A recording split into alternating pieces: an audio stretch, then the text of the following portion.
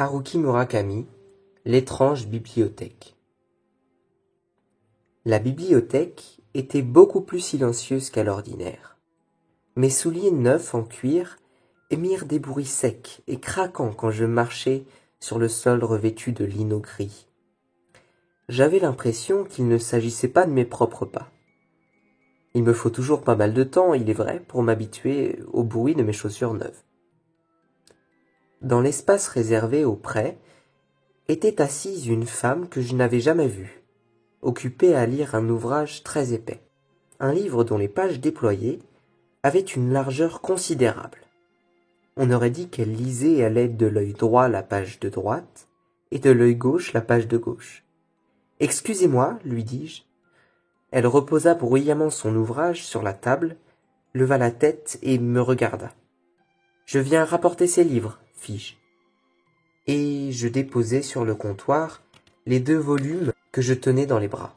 C'était « Comment construire un sous-marin » pour l'un des 2 et « Souvenirs d'un berger » pour l'autre.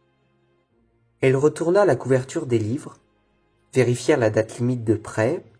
Bien entendu, j'étais parfaitement dans les temps.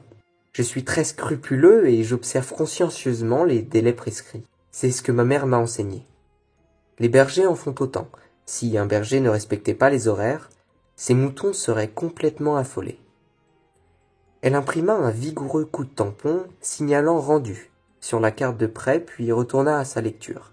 « Je cherche un livre, déclarai-je. »« Descendez l'escalier, puis à droite, » répondit la femme sans lever la tête. « Avancez tout droit jusqu'à la salle 107. » Chapitre 2.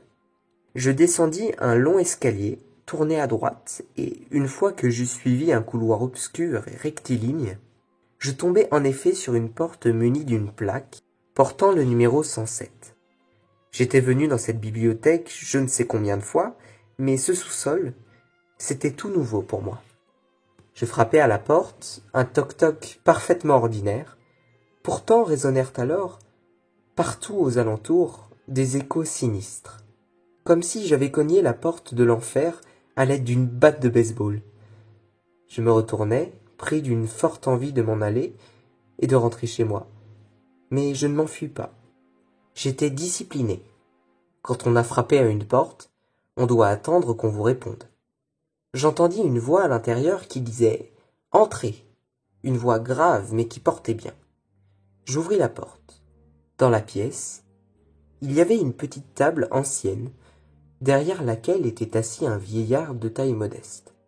Son visage était constellé de minuscules taches noires, on aurait dit des mouches. Il portait des lunettes au verre aussi épais que des loupes. Il était chauve, mais pas totalement, car il lui restait des touffes de cheveux blancs frisottés, plaqués sur les côtés de son crâne.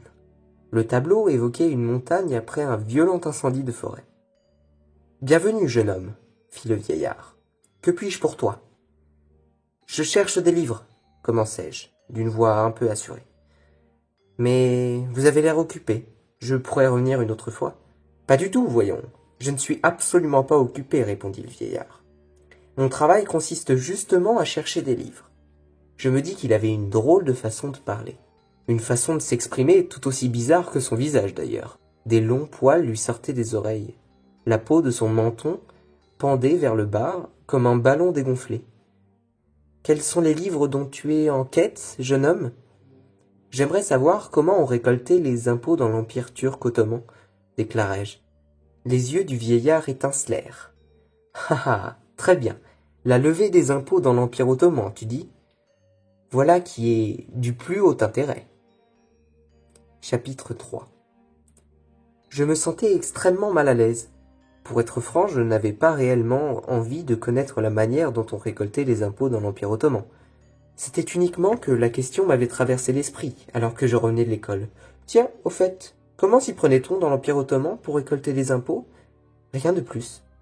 Et que, depuis tout petit, j'avais été éduqué à me rendre à la bibliothèque et à y faire des recherches dès que j'ignorais quelque chose. « Non, mais vous savez, ça ne fait rien, » bredouillai-je. « C'est un sujet tellement spécialisé, alors il n'y a pas vraiment de nécessité. En fait, ce que je souhaitais, c'était m'enfuir au plus tôt de cet endroit déplaisant. » Ne raconte pas n'importe quoi, répliqua le vieillard d'un air offensé. Ici, nous possédons bien entendu plusieurs ouvrages traitant de la levée des impôts dans l'Empire ottoman. Mon petit jeune homme, tu es venu dans cette bibliothèque dans le but de te moquer de nous?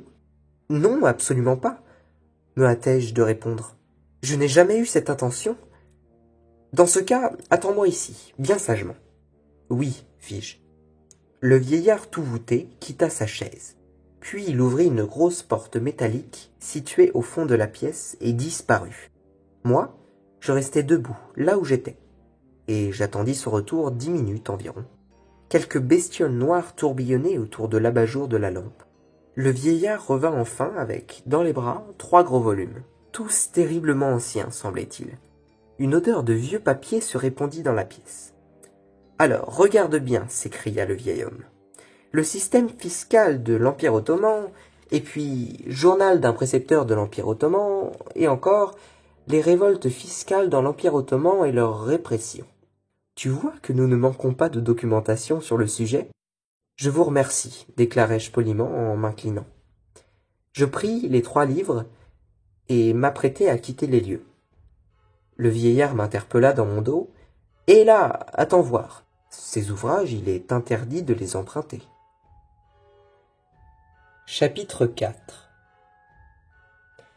À bien y regarder, en effet, une marque rouge au dos de chacun de ces livres signalait que le prêt était prohibé. Si tu désires les lire, tu pourras le faire là-bas, dans une pièce spéciale. Je consultai ma montre. Il était 5h20. Mais la bibliothèque va bientôt fermer, et puis ma mère va s'inquiéter si je ne suis pas rentré pour le dîner. Les longs sourcils du vieil homme se rapprochèrent, au point de ne faire plus qu'un. L'heure de fermeture, ne t'en occupe pas. Ici, on fait ce que je dis. Est-ce que par hasard ma bienveillance te laisserait indifférent? Dans quel but, à ton avis, suis-je allé chercher ces 3 livres si lourds? Dis-moi, pour faire du sport? Je vous demande bien pardon, fis-je, en guise d'excuse. Je ne voulais pas du tout vous causer de dérangement. Mais j'ignorais que ces livres n'étaient pas disponibles pour le prêt. Le vieil homme eut une toux grasse et cracha dans un mouchoir en papier. Sous l'effet de la colère, les taches noires de son visage enflèrent et tressautèrent. « Ce que tu sais ou ne sais pas ne m'intéresse en rien, » dit-il. « Moi, vois-tu, à ton âge, j'étais heureux quand je réussissais à avoir quelque chose à lire. Et toi, tu es là à me débiter des sornettes à propos de la bibliothèque qui va bientôt fermer, ou de ton retour tardif pour le dîner? » « C'est entendu. Je vais lire ici pendant une demi-heure, répondis-je. Dire non à quelqu'un de façon claire et nette, cela n'a jamais été mon fort. Mais ensuite, ce ne sera vraiment plus possible, parce que quand j'étais petit, j'ai été mordu par un gros chien noir alors que je revenais de l'école, et puis dès que je rentre à la maison avec un peu de retard, ma mère se met dans tous ses états. Le visage du vieillard s'adoucit légèrement. « Tu restes donc ici pour lire ces livres? »« Oui, une petite demi-heure. »« Bon, eh bien, viens par là, » dit le vieil homme m'invitant d'un geste. De l'autre côté de la grosse porte, il y avait un couloir obscur. Une ampoule tout près de s'éteindre lançait çà et là des lueurs vacillantes. Chapitre 5. « Tu me suis, compris ?» lança le vieil homme. Très vite, le couloir se divisa en 2. Le vieillard tourna à droite. Nous avançâmes un peu, puis, de nouveau, il y eut un embranchement. Cette fois, le vieil homme s'engagea sur la gauche. Les tournants et les bifurcations se succédaient, mais l'homme n'avait pas la moindre hésitation avant de prendre tantôt à droite, tantôt à gauche. Il ouvrait parfois une porte, et nous avancions alors dans un couloir différent. De mon côté, j'étais en pleine confusion. Enfin quoi, c'était tout de même invraisemblable que les sous-sols de la bibliothèque municipale abritent un labyrinthe aussi gigantesque. Les bibliothèques comme la nôtre doivent toujours jongler avec des budgets insuffisants et ne disposent évidemment pas de fonds disponibles pour construire le plus petit des labyrinthes. Je songeais bien à poser une question à ce sujet au vieil homme, mais finalement je m'en abstins, de peur d'être méchamment réprimandé. Le labyrinthe finit pourtant par aboutir à une grande porte en fer, sur laquelle était placardée « Salle de lecture ». Le lieu était aussi silencieux qu'un cimetière au plus profond de la nuit. Le vieil homme sortit de sa poche un trousseau de clés qui cliquetèrent dès qu'il en sélectionna une. C'était une grande clé aux formes anciennes. Il l'introduisit dans la serrure, et après m'avoir lancé un regard lourd de sens, il la fit pivoter vers la droite. Il y eut un grand clac, la porte s'ouvrit avec des grincements terriblement désagréables qui lancèrent des échos partout à la ronde. « Bien, bien, fit le vieil homme. Entre donc. Là-dedans ? Bien sûr. Mais il fait complètement noir, protestai-je. Au-delà de la grande porte, c'était aussi sombre que si l'on avait creusé un trou dans l'espace cosmique. Chapitre 6. Le vieillard se tourna vers moi et se redressa de toute sa taille. Subitement, il était très grand. Sous ses longs sourcils blancs, ses yeux luisaient comme ceux d'une chèvre à l'approche de la nuit. « Toi, dis-moi, tu ne serais pas de nature à rouspéter pour un oui ou pour un non ?»« Non, pas du tout. Simplement, je crois que... » « Arrête de jacasser !» coupa le vieil homme. « Pour moi, ce sont des bons à rien, ces ergoteurs qui se plaignent constamment et qui n'ont aucun égard pour ceux qui tentent de les aider. Pardon ? Je tentais ainsi de m'excuser. Je suis d'accord, je vais entrer là-dedans. Mais enfin, pour quelle raison, je me le demande. Disais-je et faisais-je le contraire de ce que je voulais vraiment ? À l'intérieur, tu rencontreras rapidement un escalier qui descend, dit le vieillard. Cramponne-toi bien à la rampe pour ne pas dégringoler.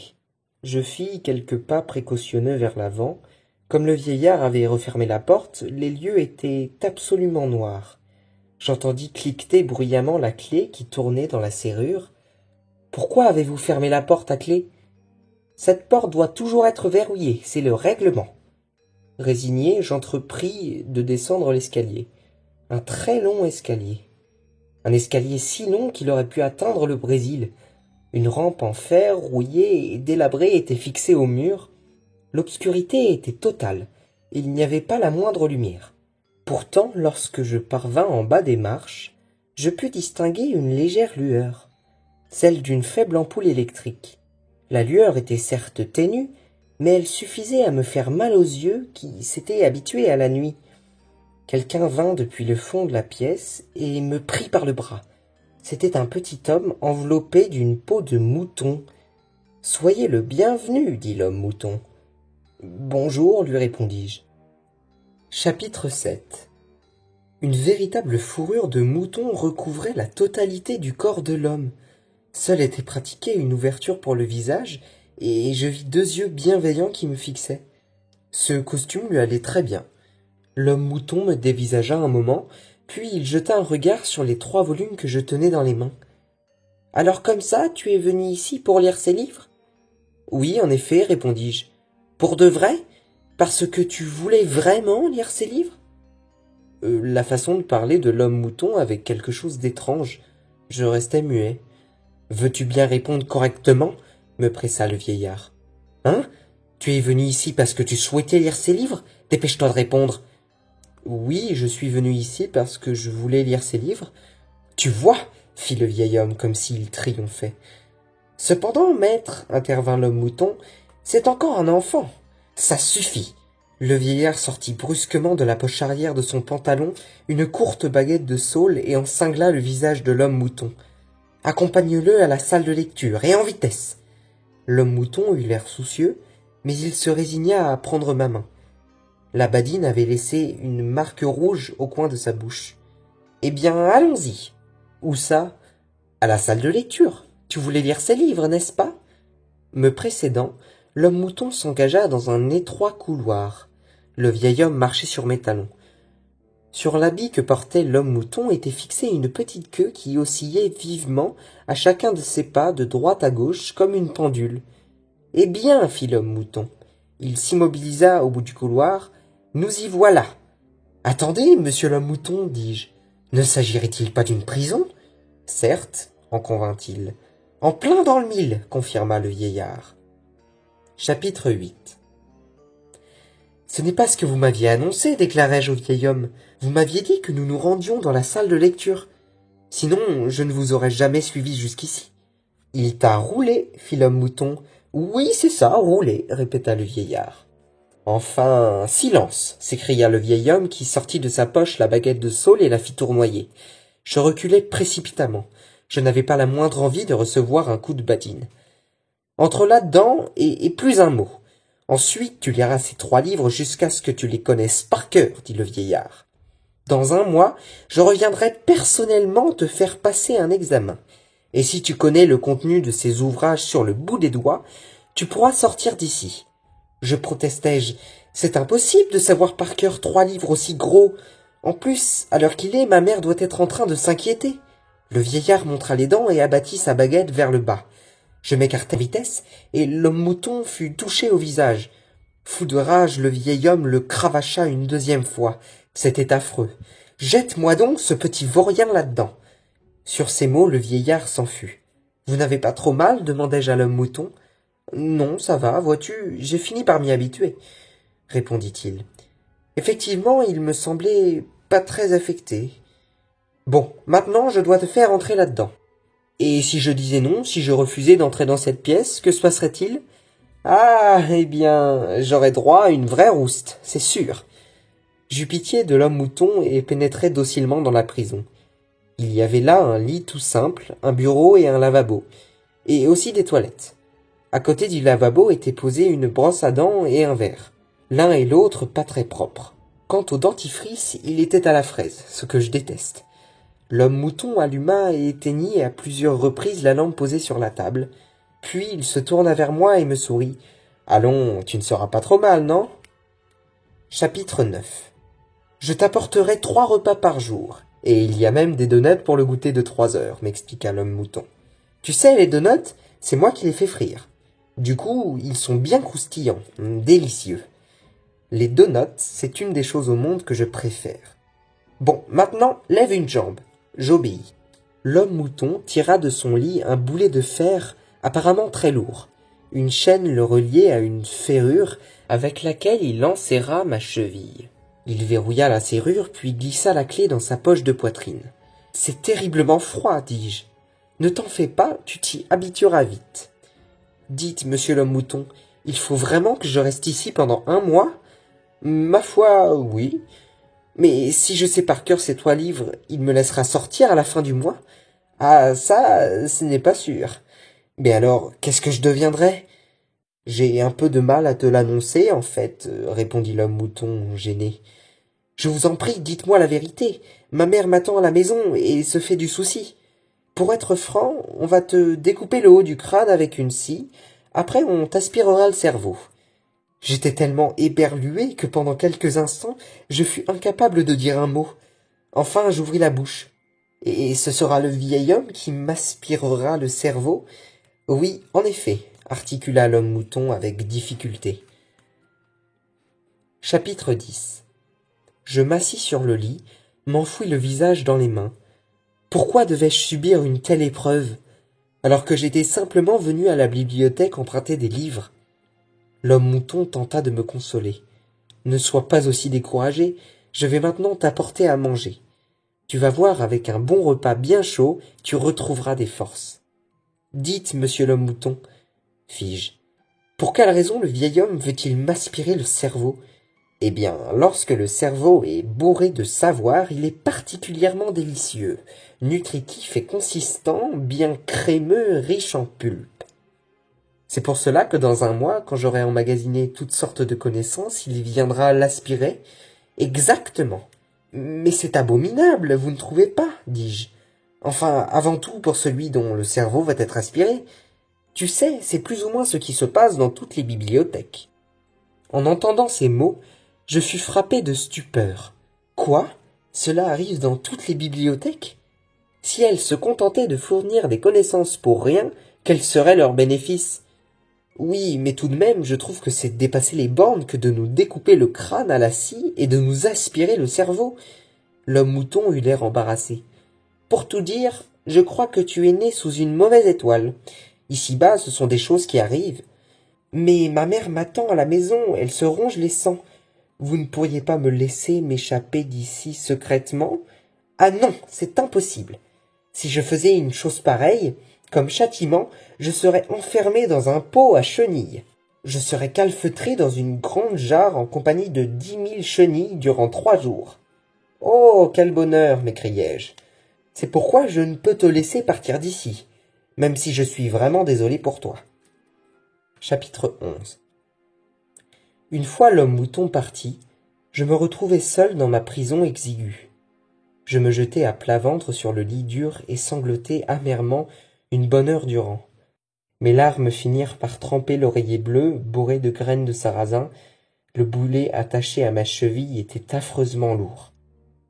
Quand je jetai un coup d'œil à ma montre, je constatai qu'il était juste 6h30. En attendant mon retour, ma mère devait être en train de préparer le dîner. Elle faisait les 100 pas dans la cuisine tout en regardant les aiguilles de la pendule. Si je n'étais pas encore revenu à l'heure du coucher, peut-être perdrait-elle vraiment la tête. Elle était ce genre de mère. Dès qu'il se passait quelque chose, son imagination se mettait en branle, toujours pour se figurer le pire. Soit elle laissait des scènes terribles s'emparer de son esprit, soit elle s'asseyait sur le canapé et regardait sans fin la télévision. C'était l'un ou l'autre. À 7h, on frappa à la porte.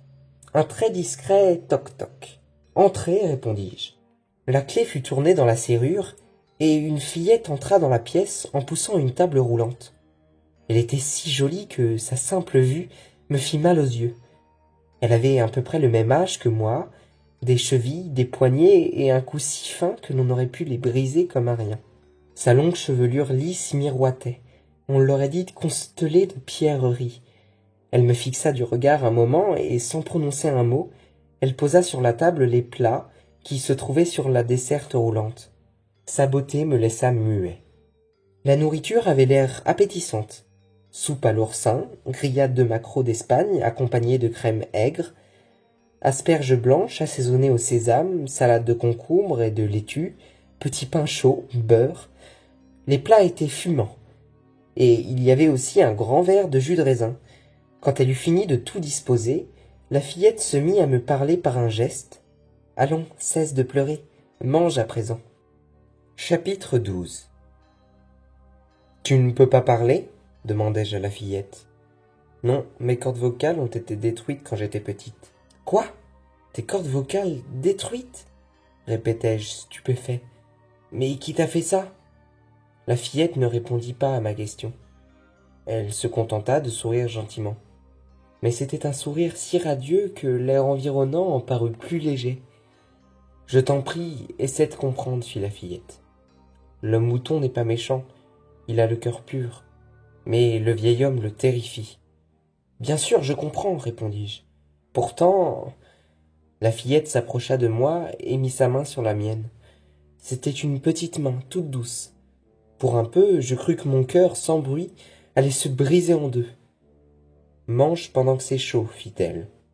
La nourriture chaude va te redonner des forces, tu verras. » Là-dessus, elle ouvrit la porte et sortit de la pièce en poussant la desserte devant elle. Ses mouvements étaient aussi aériens et doux qu'une brise de mai. Les plats étaient délicieux, mais je ne pus en avaler que la moitié.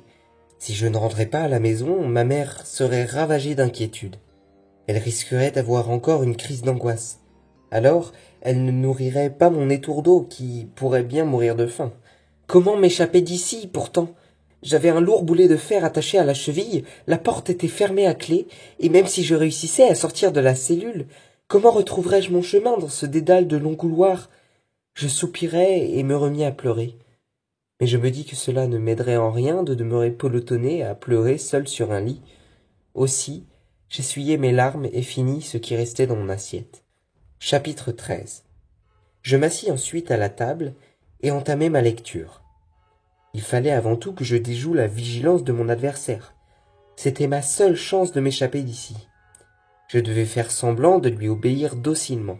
Je me dis que ce n'était pas trop difficile parce que, de nature, j'ai toujours été très obéissant.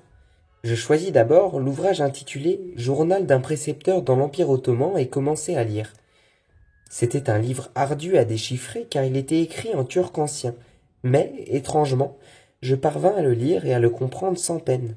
Et pas seulement, car chaque page du livre s'imprimait dans mon esprit mot pour mot, comme si mon cerveau soudain était capable d'absorber tout ce que je lisais. Au fur et à mesure de ma lecture, je me transformais en ce précepteur turc nommé Ibn Ahmed Achour, qui appartenait à la cité d'Istanbul pour collecter les impôts, un sabre en demi-lune à la ceinture. L'air, saturé des parfums des fruits, des volailles, du tabac et du café, pesait sur la ville comme un fleuve stagnant. Aussi, au bord des rues, des marchands de dattes et de mandarines turques proposaient à grands cris leurs marchandises. Achour était un homme de caractère calme, qui avait 3 femmes et 6 enfants. Chez lui, il élevait une perruche, tout aussi mignonne que mon étourneau. Peu après 9 heures du soir, l'homme mouton vint m'apporter du chocolat et des biscuits. « Oh, dis donc, c'est très bien. Te voilà déjà au travail, me dit-il. Fais donc une petite pause et bois ce chocolat bien chaud. » J'interrompis ma lecture, bus le chocolat, mangeai les biscuits. « Dites, monsieur l'homme mouton, la jolie petite fille qui est venue un peu plus tôt, qui est-ce ? » « De qui parles-tu ? Une jolie petite fille ? La fillette qui m'a apporté mon dîner ? Ah, ça ! C'est bizarre, répondit l'homme mouton, l'air étonné. Voyons, ton dîner, c'est moi-même qui te l'ai apporté. À ce moment-là, tu étais endormi dans ton lit. Et comme tu peux le voir, je suis un homme mouton, pas une jolie petite fille. Avais-je rêvé ? Chapitre 14. Pourtant, le lendemain soir, la mystérieuse fillette réapparut dans ma cellule. Cette fois, mon repas se composait d'une salade de pommes de terre garnie de saucisses de Toulouse, d'une épinoche à 3 épines farcies, de jeunes pousses de radis, d'un grand croissant et aussi de thé sucré au miel. Tout cela paraissait délicieux. « Prends le temps de déguster ton repas, et n'en laisse rien, m'expliqua par geste la fillette. « Dis-moi, qui es-tu vraiment ? Lui demandai-je. « Moi, je suis moi, c'est tout. »« Mais le mouton m'a dit que tu n'existais pas. En plus... » La fillette posa doucement un doigt sur sa bouche délicate. Je me tus à l'instant. Le mouton a son monde d'homme mouton. Moi, j'ai mon monde. Et toi, le tien, n'est-ce pas ? Oui, sans doute. On pourrait dire aussi que même si je n'ai pas d'existence dans le monde de l'homme mouton, cela ne signifie pas que je n'ai aucune existence. En somme, commençai-je, tous ces mondes différents se retrouvent mêlés ici, ton monde, le mien, celui de l'homme mouton. Parfois ils se chevauchent, et parfois non, c'est ce que tu veux dire ? La fillette hocha doucement la tête à 2 reprises. Je n'irai pas jusqu'à affirmer que je suis idiot. Simplement, depuis que j'ai été mordu par le grand chien noir, ma tête fonctionne sur un mode un peu particulier. Pendant que je mangeais le repas disposé sur la table, la fillette, assise sur le lit, m'observait fixement. Sur ses genoux, ses petites mains étaient sagement posées l'une sur l'autre. Elle faisait penser à un exquis bibelot de verre baigné par la lumière du matin. Chapitre 15. J'aimerais bien te présenter un jour à ma mère et à mon étourneau, dis-je à la fillette. Mon petit étourneau est très intelligent et tellement mignon. La petite fille eut un imperceptible mouvement de la tête. Ma mère aussi est gentille. Simplement, elle se fait un peu trop de soucis pour moi. C'est parce que quand j'étais petit, j'ai été mordu par un chien. Quelle sorte de chien ? Un énorme chien noir. Il portait un collier en cuir incrusté de pierres précieuses. Ses yeux étaient verts, ses pattes massives et chacune d'elles avait 6 griffes. Ses oreilles étaient fendues en 2 à leur extrémité et sa truffe était d'un brun foncé, comme s'il avait été brûlé par le soleil. « As-tu déjà été mordu par un chien ?»« Non, jamais, fit la fillette. »« À présent, oublie ce chien et achève ton repas. » Je continuai à manger en silence, puis je bus le thé chaud sucré au miel et je me sentis tout ragaillardi. « Tu sais, il faut que je m'échappe d'ici, déclarai-je. Ma mère s'inquiète, j'en suis sûr, et je dois nourrir mon étourneau. Quand tu te sauveras, tu m'emmèneras avec toi ? » Bien sûr, répondis-je, mais est-ce que j'y arriverai ? J'ai ce boulet en fer attaché aux pieds et les couloirs sont un vrai labyrinthe. En plus, si je disparais, l'homme mouton sera cruellement puni, parce qu'il m'aura laissé partir. L'homme mouton pourrait s'enfuir avec nous. Nous ne sauverions ensemble tous les 3. L'homme mouton viendrait avec nous, tu crois ? La jolie fillette sourit gracieusement. Puis, comme la veille au soir, elle disparut par la porte à peine entrebâillée. Chapitre 16.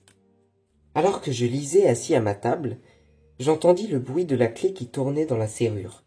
La porte s'ouvrit et l'homme mouton entra dans la pièce avec dans les mains un plateau de donuts et de la limonade. « Je t'apporte des donuts comme je te l'avais promis. Ils viennent d'être frits et ils sont tout croustillants. Fameux, tu vas voir. Merci, monsieur l'homme mouton. » Je fermai le livre et mordis aussitôt dans un beignet. La croûte était craquante, l'intérieur tendre et moelleux. Ils étaient vraiment excellents. C'est la première fois que je mange un donut aussi savoureux, dis-je. Je viens de les préparer, fit l'homme mouton. Et même la pâte, c'est moi qui l'ai pétrie. Si vous vous établissez quelque part comme pâtissier, je suis sûr que vous auriez un succès fou avec vos donuts. Oui, j'y ai pensé moi aussi. Ce serait bien si j'y arrivais. Je suis certain que vous le pourriez. Oui, mais avec mon allure, personne ne m'aime. Regarde de quoi j'ai l'air comme ça. Et puis, je ne sais même pas me laver les dents. Je vous aiderai, dis-je. Moi, je vendrai les donuts, je bavarderai avec les clients, je ferai les comptes, la publicité, la vaisselle, voilà, tout ça. Et vous, monsieur l'homme mouton, vous n'auriez qu'à préparer les donuts. Et je vous apprendrai aussi comment vous laver les dents. Ce serait chouette, dit l'homme mouton. Chapitre 17. Une fois que l'homme mouton fut sorti, je retournai à ma lecture. Au fur et à mesure que je lisais le journal d'un précepteur dans l'Empire ottoman, je redevenais cet Ibamed Achour, chargé de recouvrer les impôts. Durant la nuit, je parcourais les rues d'Istanbul pour récolter les taxes, et, le soir venu, je rentrais chez moi et nourrissais ma perruche. Dans le ciel nocturne, telle une faucille acérée, flottait la lune blanche. J'entendais au loin le son d'une flûte. Mon serviteur noir faisait brûler de l'encens dans la maison et, muni d'un tout petit tue-mouche, il chassait les mouches autour de moi. Dans ma chambre à coucher m'attendait une jolie fillette, l'une de mes 3 épouses. C'était celle qui m'apportait le dîner dans ma cellule. « La lune est vraiment très bonne, fit-elle. Demain ce sera la nouvelle lune. Elle sera donc invisible et la nuit très noire. » Je lui dis que je devais nourrir la perruche. « Ne lui as-tu pas donné à manger il y a juste quelques instants ?»« Ah, mais oui, je viens de la nourrir, » répondis-je, moi qui étais aussi Ibamed Achour. Le très mince croissant de lune, effilé comme un rasoir, nimbait d'étranges clartés le corps gracile de la fillette. C'étaient des lueurs envoûtantes. « C'est une bonne lune, » répéta la fillette. « La nouvelle lune changera notre destin. » J'aimerais bien. Chapitre 18. La nuit de la nouvelle lune se manifesta furtivement, sans bruit, comme un dauphin aveugle. Ce soir-là, le vieil homme vint me rendre visite pour vérifier comment je me comportais. Il se montra ravi de constater que, assis à ma table, je lisais studieusement. Moi aussi je ressentis un certain bonheur en le voyant heureux, parce que tout simplement j'aime voir les gens heureux. « C'est très bien, » dit le vieil homme. Il se gratta furieusement le menton. « Tu travailles bien mieux que je l'aurais imaginé.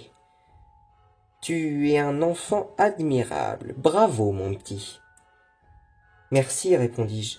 J'aime bien aussi qu'on me félicite. Plus vite tu auras lu ces livres, plus vite tu pourras sortir d'ici, continua le vieillard. Puis il leva un doigt. Tu as compris? Oui, répondis-je. Y a-t-il quelque chose qui te contrarie? Oui, dis-je. Est-ce que ma mère et mon étourneau se portent bien? Je m'inquiète pour eux.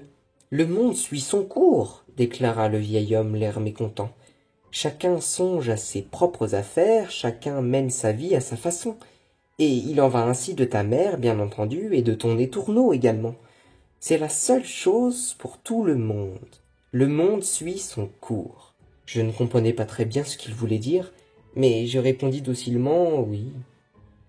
Chapitre 19. Un moment après que le vieillard eut disparu, la fillette entra dans la pièce.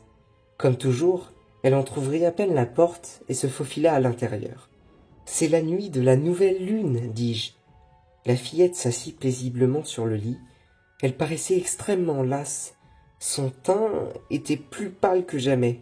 Elle semblait si fragile et transparente que je voyais presque le mur à travers elle. « C'est à cause de la nouvelle lune, fit-elle. Les nouvelles lunes nous dépossèdent de toutes sortes de choses. Moi non, j'ai juste les yeux qui me piquent un peu. » La fillette observa mon visage et acquiesça avec un léger mouvement de la tête. « Non, ça va, tu n'as rien. C'est pourquoi tout se passera bien pour toi, tu verras. Je suis sûr que tu réussiras à sortir d'ici. Et toi, ne t'inquiète pas pour moi. Sans doute ne pourrai-je pas partir avec toi, mais je te rejoindrai ensuite, c'est certain. Mais si tu ne viens pas avec moi, je ne saurais pas retrouver mon chemin. » La fillette ne répondit rien. Elle se contenta de s'approcher de moi et de me donner un petit baiser sur la joue. Puis, de nouveau, Elle disparut par la porte à peine entr'ouverte. Je m'assis sur le lit et restai un long moment tout étourdi. Son baiser m'avait totalement bouleversé, au point que je ne pouvais plus penser à rien. Et puis, dans le même temps, mon angoisse se transforma en une angoisse qui n'était plus véritablement angoissante.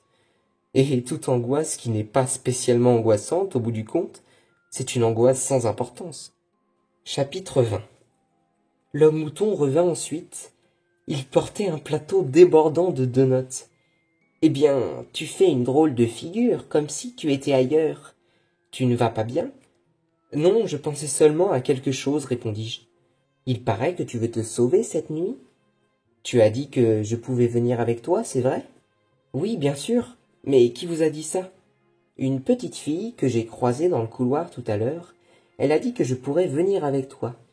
J'ignorais qu'il y avait par ici une fillette aussi jolie. C'est une amie à toi ? Oui, dis-je. Ah bon ? Tu crois que moi aussi je pourrais avoir une amie aussi belle ? En partant d'ici, homme mouton, vous pourrez avoir des tas d'amies très belles, j'en suis sûr. Ce serait chouette, dit l'homme mouton. Pourtant, si notre tentative de fuite se soldait par un échec, nous risquerions tous, toi comme moi, d'être sévèrement punis. Très sévèrement punis, ça voudrait dire par exemple être enfermé dans un pot avec des chenilles ? Oui, ce genre de choses, répondit l'homme mouton, l'air sombre. J'ai eu des frissons rien qu'à imaginer passer 3 jours dans un pot en compagnie de 10 000 chenilles. Mais cette angoisse s'évanouit je ne sais où grâce aux donuts, et aussi grâce à la douceur que m'avait procuré le petit baiser de la fillette. Je dégustai 3 donuts, et l'homme mouton en mangea 6. Si j'ai l'estomac vide, je ne suis bon à rien, se justifia-t-il. Puis, de ses doigts épais, il ôta le sucre qui restait collé à sa bouche. Chapitre 21. On entendit quelque part une horloge sonner 9 heures. L'homme mouton se leva, secoua à plusieurs reprises ses manches, comme pour que son habit tombe le mieux possible. C'était l'heure du départ. Il retira le boulet de fer attaché à ma cheville. Je sortis de la cellule et avançai dans le couloir obscur. J'étais nu-pieds car j'avais laissé mes chaussures de cuir dans la prison. Sans doute ma mère serait-elle en colère si elle apprenait que je les avais abandonnées. C'étaient des chaussures en cuir d'excellente qualité, qu'elle m'avait achetées pour mon anniversaire. Mais je ne pouvais pas risquer de faire du bruit dans le couloir et de réveiller le vieillard. Cette histoire de chaussures me trotta dans la tête jusqu'à ce que nous atteignions la grosse porte en fer. L'homme mouton marchait devant moi, il tenait une bougie dans la main.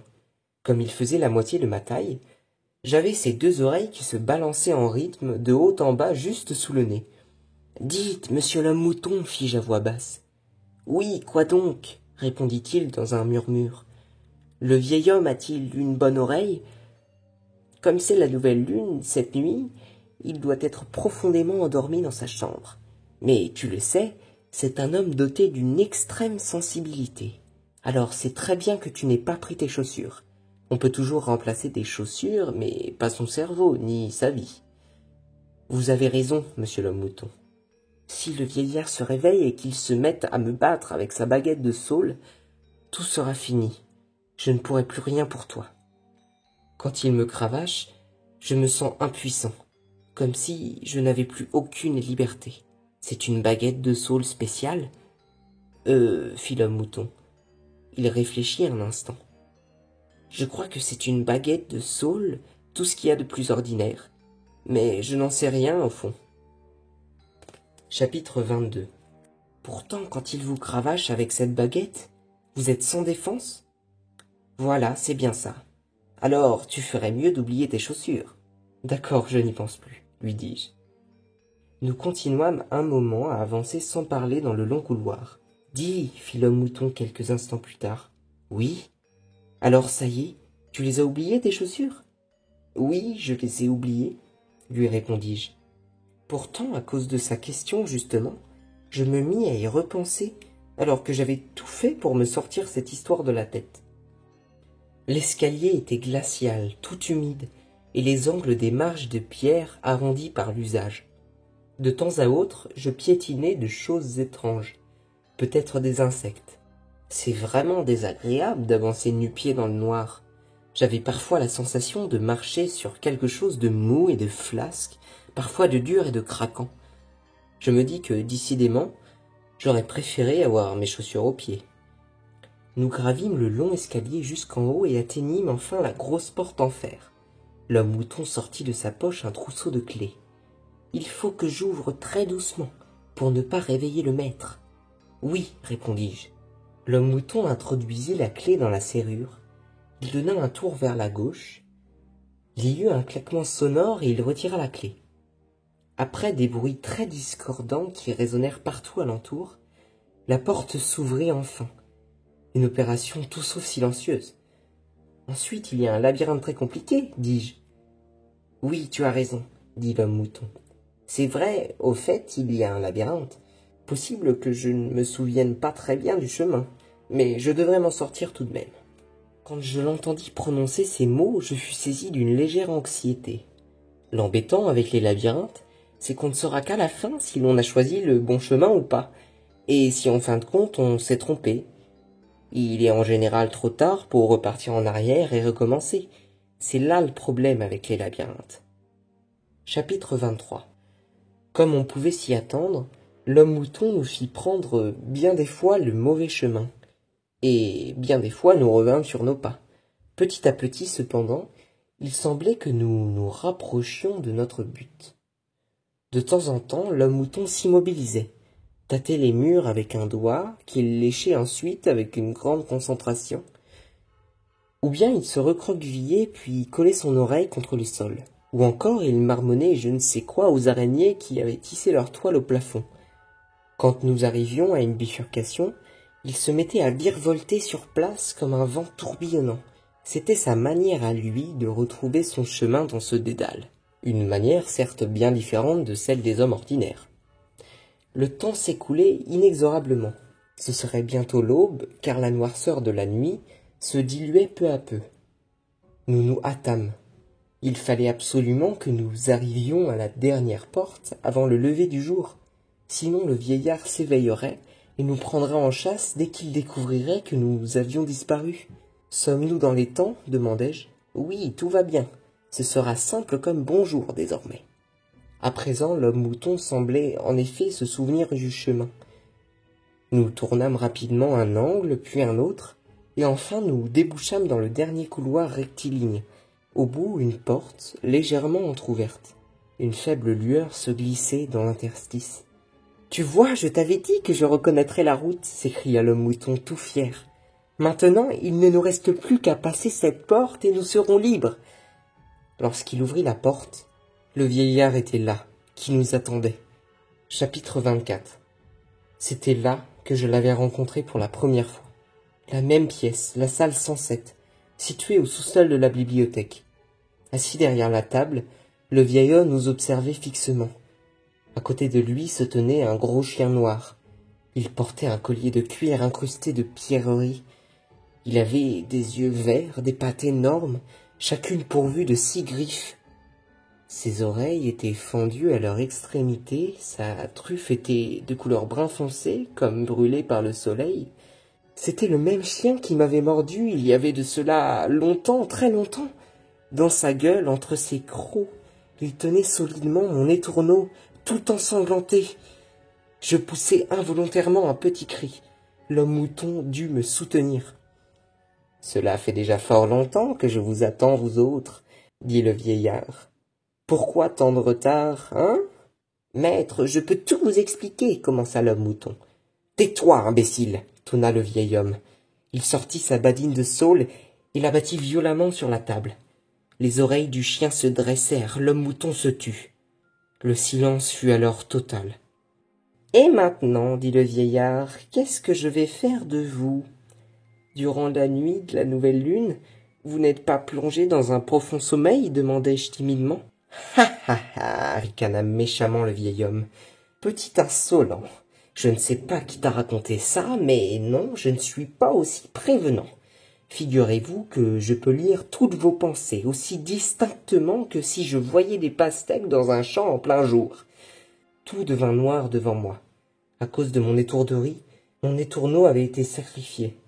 Je n'avais plus de chaussures et je ne reverrai sans doute plus jamais ma mère. « Toi, fit le vieillard en pointant avec sa badine l'homme mouton, Je vais te hacher menu comme chair à saucisse, avec un bon tranchoir, et tu serviras de nourriture aux 1000 pattes. L'homme mouton se cacha derrière moi et se mit à trembler de la tête aux pieds. Chapitre 25. Et quant à toi, fit le vieillard, en me désignant, toi, tu vas faire une bonne pâtée pour chien. Je vais te laisser être dévoré lentement, tout vivant par mon chien. Tu mourras en gémissant et en hurlant, mais ton cerveau, je le garde pour moi. Bon, tu n'as pas lu les livres jusqu'au bout, alors il n'est pas complètement crémeux et nourrissant, mais tant pis, je m'en contenterai. Et je vais l'aspirer et le sucer jusqu'à la dernière goutte. Le vieillard montra les dents et éclata de rire. Les yeux verts du chien brillèrent d'excitation. Mais à ce moment, je m'aperçus qu'entre les crocs de l'animal, le corps de l'étourneau s'était mis à enfler peu à peu. Quand il fut aussi gros qu'un coq, il força la mâchoire du chien à s'ouvrir à la manière d'un cric. Le molosse tenta d'aboyer, mais il était déjà trop tard. Ses os se brisèrent. Je les entendis qui craquèrent en se dispersant. Le vieillard, affolé, cingla l'oiseau de sa badine. Mais il continuait à grossir. Lorsqu'il atteignit presque la taille d'un taureau, il accula le vieillard contre les murs et l'écrasa. Dans le petit espace, le tumulte de ses battements d'ailes était assourdissant. « Vas-y, sauve-toi, dit l'étourneau. C'était la voix de la fillette. « Et toi, qu'est-ce que tu vas faire ?» demandai-je à l'étourneau qui était la petite fillette. « Ne t'inquiète pas pour moi, je te rejoindrai bientôt. Allons, dépêche-toi, sinon tu seras perdu pour toujours, dit la petite fille qui était l'étourneau. Je lui obéis, je pris l'homme mouton par la main, et nous sortîmes de la pièce. Je ne me retournai pas. Il n'y avait personne dans la bibliothèque à cette heure matinale. Nous traversâmes le hall, ouvrîmes une fenêtre de la salle de lecture et sautâmes à l'extérieur.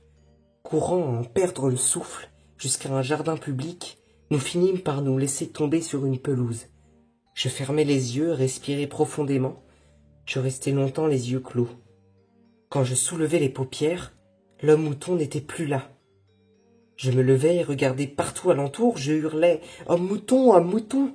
Personne ne me répondit. Les premiers rayons du soleil matinal éclairèrent les feuilles des arbres. L'homme mouton, sans un mot, avait disparu, de même que s'évapore la rosée du matin. Chapitre 26.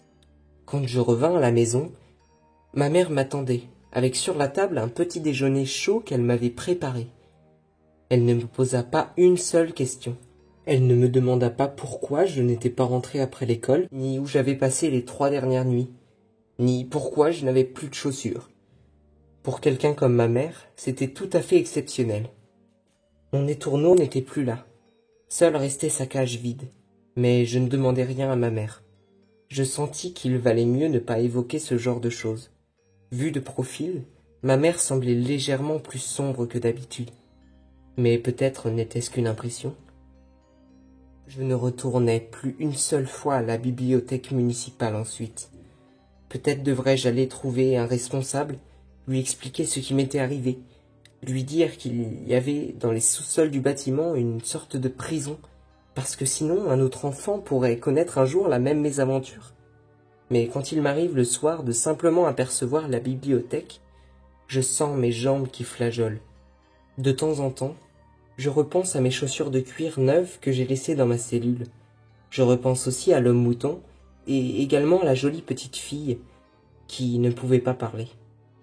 Ont-ils vraiment existé? Tout cela est-il vraiment arrivé? Pour être franc, je l'ignore. Tout ce que je sais, c'est que mes chaussures et mon étourneau ont disparu. Mardi dernier, ma mère est morte. Elle a succombé à une maladie dont on ignore la cause. Et ce matin-là, elle s'en est allée en douceur, simplement. Il y eut un enterrement modeste, et puis voilà. Je me suis retrouvé tout seul. Ma mère n'était plus là. Mon étourneau non plus, ni l'homme mouton, ni la petite fille. Il est à présent 2 heures du matin. Tout est sombre. Je suis seul et je pense au cachot dans les sous-sols de la bibliothèque. Quand je suis seul, l'obscurité me paraît plus noire encore. Aussi noire que durant une nuit de la nouvelle lune.